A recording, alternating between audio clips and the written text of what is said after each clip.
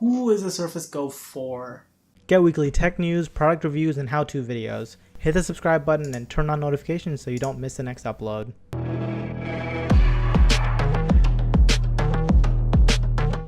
What's going on, everyone? Mitesh here with MTech, and today we're going to be talking about the Microsoft Surface Go. So this was just announced yesterday, and it's basically a Microsoft Surface Pro, just a smaller, cheaper version of it. But I don't think anybody should actually get this device, and I'm going to tell you guys why. So I'm going to put this into three different categories. So first we have tablets, laptops, and hybrids. Now I'm going to tell you why in each of these categories the Microsoft Surface Go is just the wrong product. Alright, so let's start off by talking about it as a tablet. And here's the deal. I don't think anybody should buy Windows devices as tablets because they just kind of suck as tablets. Windows is not optimized for touch experience, and there's barely any apps on Windows that really are tablet apps. So for that reason, if you're considering a tablet, just don't consider a Microsoft Windows device as a tablet. Just buy an iPad because that's really what you want.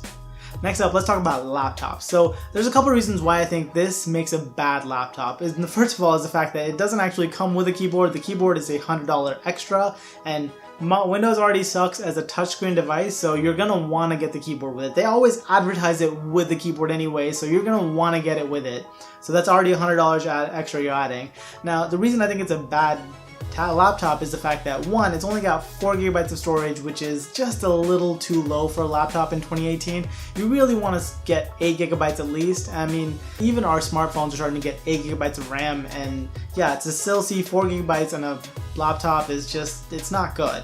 Another reason you don't want to get it is, well, first of all, it only has 64 GB of storage on the base model, and it's really slow storage. It's eMMC storage, which is much slower than what you can get if you upgrade it to the 128 GB model. So I would tell you not to go for the base model at all. Step it up to at least the $500 or $550 device, and at that point you're already at like $600+ with the keyboard cover. So at that price point, I think there's better budget laptops out there, and I think that's what you should go for if you really want a laptop device. And then finally, let's talk about hybrids. Now I think this is a bad hybrid for a couple of reasons, because one, it's got too small a screen to use as a laptop. So the screen is only 10.1 inches, so you're not going to get much work done on that. If you want to have like the ability to put apps side by side, those apps are going to be really tiny, and I just don't think it's a good experience. I already said doesn't make a very good tablet. The only reason it might make sense is if you need that stylus input, which it does support a stylus, though once again you will have to buy it separately.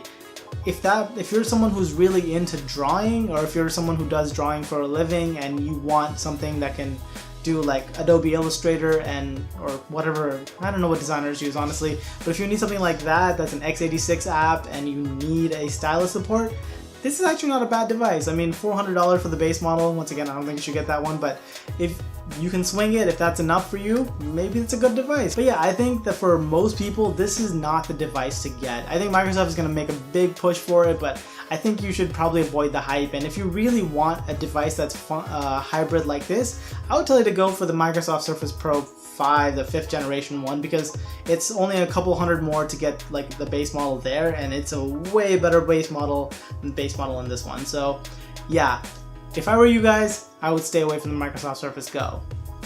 And that's pretty much all I have for you guys in this one. If you guys liked it, go and hit that like button, subscribe if you guys want to see more videos like this, and I will catch you guys in the next one. Bye!